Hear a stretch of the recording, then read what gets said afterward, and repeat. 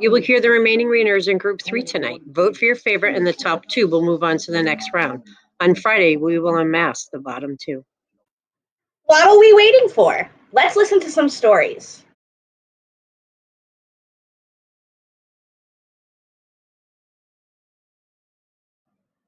Hey, it's me, Tiger, and I'm here to tell you something cool about me. So first of all, I think it's pretty interesting that I spent a year of my life living in Europe and traveling around. Next, if I wasn't going to be a teacher, my plan was always to become a judge. And if you've been in my class, you know I like to be the boss. And last, the furthest place I've traveled from home is Morocco in Africa, and I actually stayed and lived with a family there for a week. Hope you learned something cool and new about me. Tiger out. Hey everybody, it's me, Tiger. I'm here to read you another book by James Marshall. This time I'm reading from a different series. The book that I'm reading is Miss Nelson Has a Field Day. For some weeks now, gloom had blanketed the Horace B. Smedley School. No one laughed or threw spitballs. No one even smiled. Miss Nelson was worried. Everyone was down in the dumps. Even the cafeteria ladies had lost their sparkle.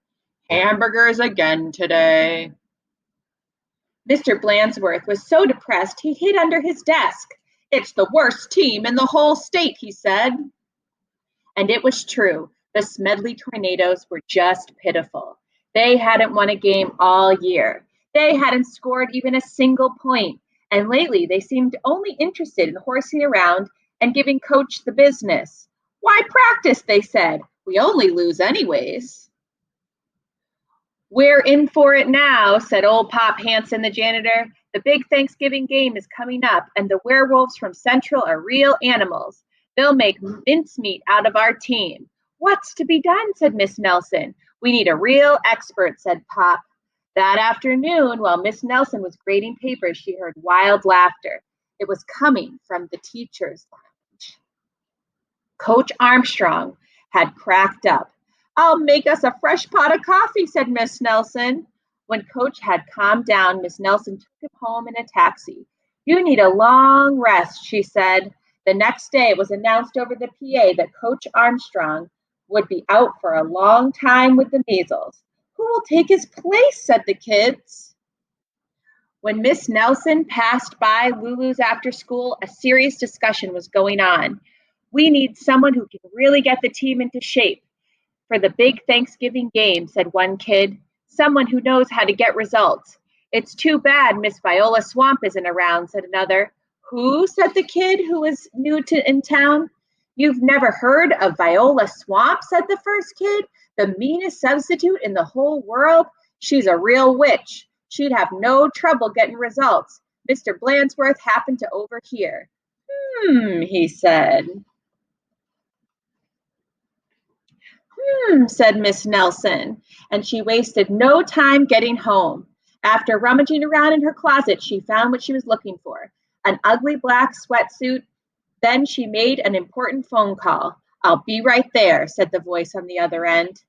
The next day, Mr. Blandsworth announced that there would be football practice as usual. Whoever it is, said the guys, let's really give him the business.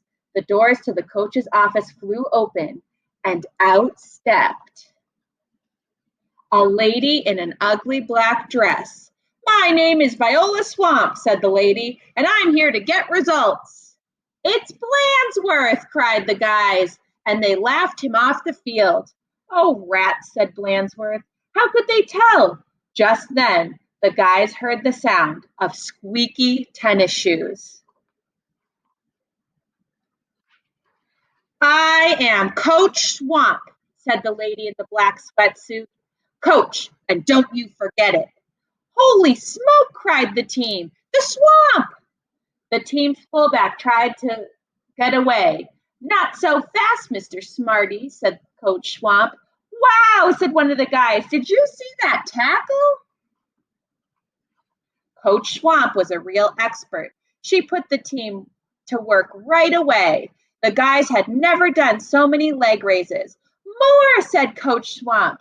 They had never run so fast. Faster, yelled Coach Swamp. This is murder, said the guys. Pipe down, said Coach Swamp. In only a matter of days, the Smedley Tornadoes were looking better. Coach Swamp really gave them the business. Mr. Blandsworth was a little puzzled, however. Who is that Miss Swamp? He said. Maybe Miss Nelson knows. I'll go ask. Miss Nelson was busy grading papers when Blandsworth looked in. I don't want to disturb her, said Blandsworth. She probably doesn't know anyways. Down on the field, Coach Swamp was having a little talk with the team. And don't ever think you can horse around again, she said, because the swamp will be watching. When Coach Armstrong returned after his rest, he was very surprised by what he found. The guys played like a real team. How did this happen? Said Coach Armstrong. Said the guys. Let's see, she's watching. On Thanksgiving Day, the Tornadoes clobbered the Werewolves 77-3.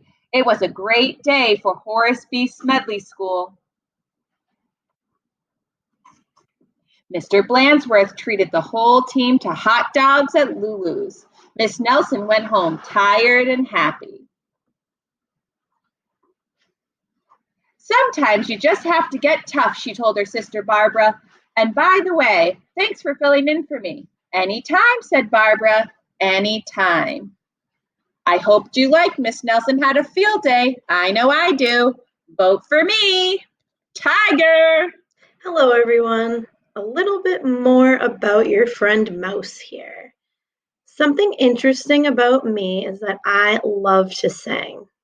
I have always sang since I've been a little kid. I used to perform all the time growing up. If I wasn't a teacher, I would probably want to be someone who films and edits videos together or records people singing or performing and mixes the audio.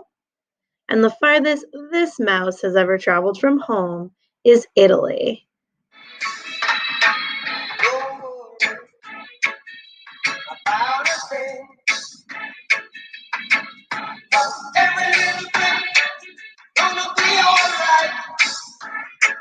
Ooh, sorry. I didn't see you there. I was too busy jamming out to one of my favorite songs, Three Little Birds by Bob Marley. And that's why I decided to read you one of my favorite stories called Every Little Thing. It is based on the song Three Little Birds by Bob Marley. But the most special thing about this book is it was adapted by Bob Marley's daughter, Cedella Marley. It was illustrated by Vanessa Brantley Newton.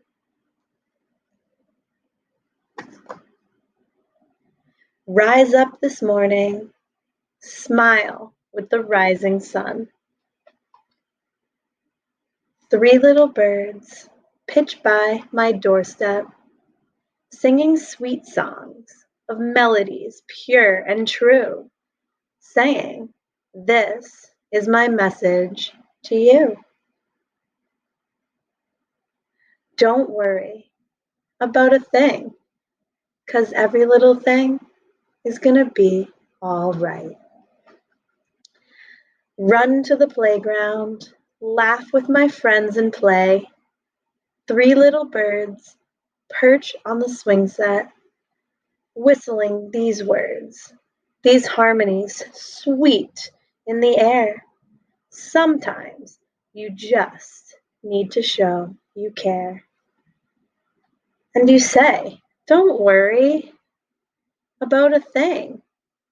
Every little thing is gonna be all right. Help in the kitchen, stirring up delicious fun. Three little birds fly by my window, chirping out loud. They're reminding us each day. Everyone can make a mistake, they say. And they say, don't worry about a thing. Every little thing is gonna be all right. Lie down this evening, wave to the setting sun. Three little birds rest in the treetops, humming soft rhymes, and lullabies, dreams to keep. Whisper, settle now, sweet child, and sleep.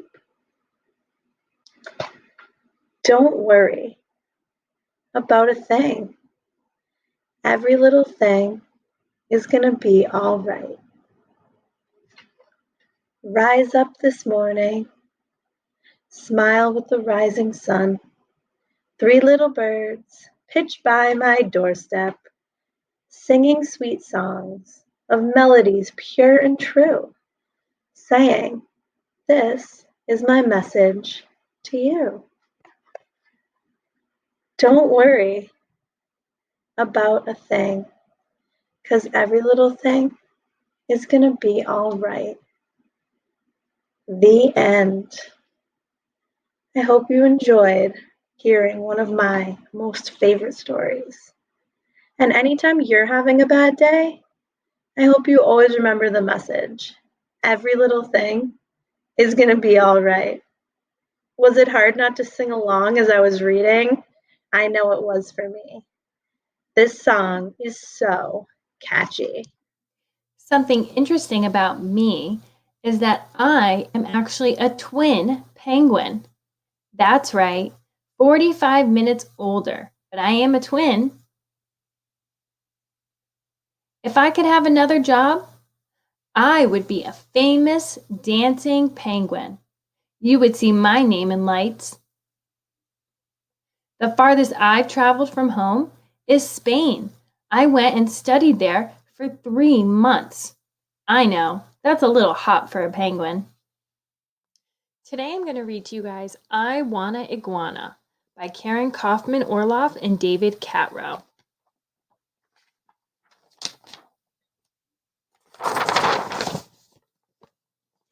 Dear Mom, I know you don't think I should have Mikey Gulligan's baby iguana when he moves, but here's why I should. If I don't take it, he goes to Stinky and Stinky Dog's Lurch will eat it. You don't want that to happen, do you? Signed, your sensitive son, Alex. Dear Alex, I'm so glad you're so compassionate, but I doubt that Stinky's mother will let Lurch get into the iguana's cage. Nice try, though. Love, Mom. See? Dear Mom, did you know that iguanas are really quiet and they're cute too? I think they are much cuter than hamsters. Love, your adorable son, Alex. Dear Alex, tarantulas are quiet too, but I wouldn't want one of those as a pet. By the way, that iguana of Mikey's is uglier than Godzilla. Just thought I'd mention it. Love, Mom. Dear Mom, you would never even have to see the iguana. I'll keep his cage in my room on the dresser next to my soccer trophies. Plus, he's so small, I bet you'll never even know he's there. Love and a zillion and one kisses, Alex. Dear Alex, iguanas can grow to be over 6 feet long. You won't have enough space in your whole room, much less on your dresser, with or without your trophies. Love, Mom. Dear Mom, it takes 15 years for an iguana to get that big, Mikey told me. I'll be married by then and probably living in my own house. Love, your smart and mature kid, Alex. Dear Alex, how are you going to get a girl to marry you when you own a 6-foot-long reptile? Love, your concerned mother. Dear Mom, forget the girl. I need a new friend now. This iguana can be the brother I've always wanted. Love, your lonely child, Alex. Dear Alex, you have a brother. Love, Mom. Dear Mom, I know I have a brother, but he's just a baby. What fun is that? If I had an iguana, I could teach it tricks and things. Ethan doesn't do tricks. He just burps and poops. Love, grossed out Alex. Dear Alex, how do I know you're ready for a pet? Remember what happened when you took home that class fish? Love, Mom. Dear Mom, if I knew the fish was going to jump into the spaghetti sauce, I never would have taken the cover off the jar. Love, your son who has learned his lesson. P.S. Iguanas don't like spaghetti. Dear Alex, let's say I let you have the iguana on a trial basis. What exactly would you do to take care of it? Love, Mom. Dear Mom, I would feed him every day. He eats lettuce. And I would make sure he had enough water, and I would clean his cage when it got messy. Love, responsible Alex. P.S. What's a trial basis? Dear Alex, a trial basis means Dad and I see how well you can take care of him for a week or two before we decide if you can have him forever. Remember, Stinky and Lurch are waiting. Love, Mom. P.S. If you clean his cage as well as you clean your room, you're in trouble. Dear Mom, I'll really try to clean my room and the iguana's cage. Also, listen to this. I'll pay for the lettuce with my allowance. I mean, how much can one baby iguana eat anyway? Love, Alex the Financial Wizard. Are you sure you want to do this, Alex? Yes, Mom. I want an iguana. Please. Dear Alex, look on your dresser. Love, Mom. Yes, thank you. And that is, I want an iguana. Something interesting about me is that I can wiggle my ears. Pretty cool for a koala, huh? If I couldn't be a teacher anymore, I would have to say I'd be a marine biologist. I really can't see much of the sea from up in my trees. The farthest that I've been from home, I would have to say, is Canada, eh? What do you do with an idea?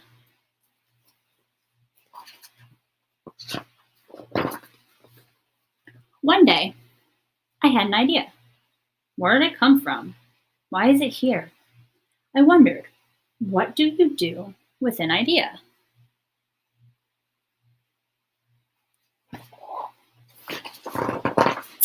At first, I didn't think much of it. It seemed kind of strange and fragile. I didn't know what to do with it, so I just walked away from it. I acted like it didn't belong to me.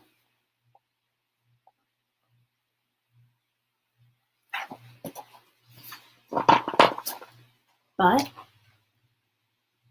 it followed me.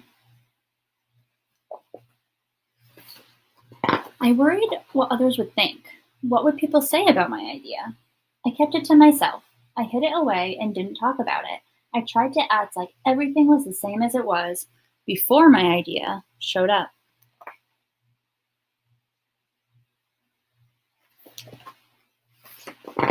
But there was something magical about my idea. I had to admit, I felt better and happier when it was around.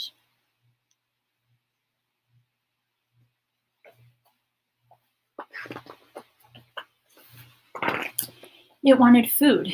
It wanted to play. Actually, it wanted a lot of attention.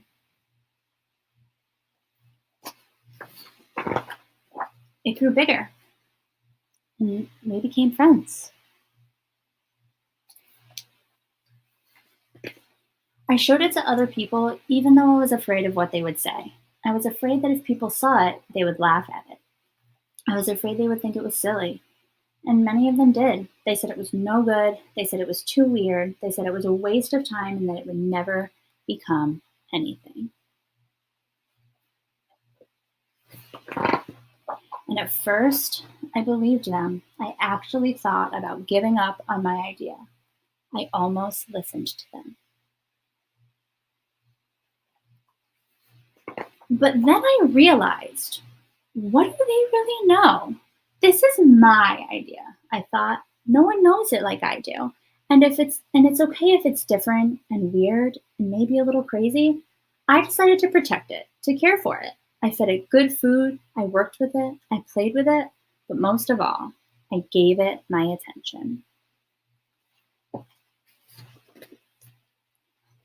My idea grew and grew, and so did my love for it.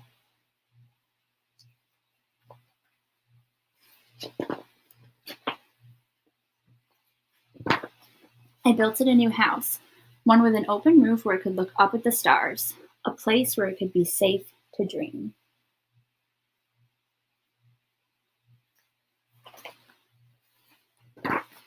I liked being with my idea. It made me feel more alive, like I could do anything. It encouraged me to think big, and then to think bigger. It shared its secrets with me. It showed me how to walk on my hands, because it said, it is good to have the ability to see things differently.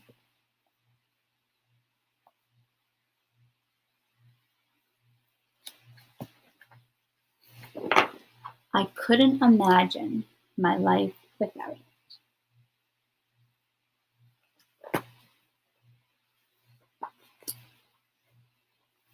Then, one day, something amazing happened. My idea changed right before my very eyes. It spread its wings, took flight, and bursts into the sky.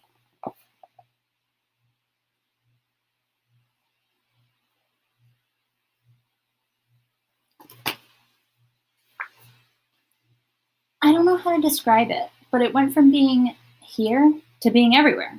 It wasn't just a part of me anymore. It was now a part of everything.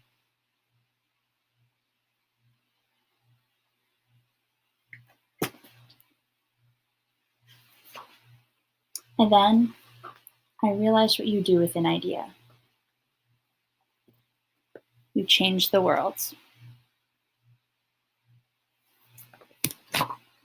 The end.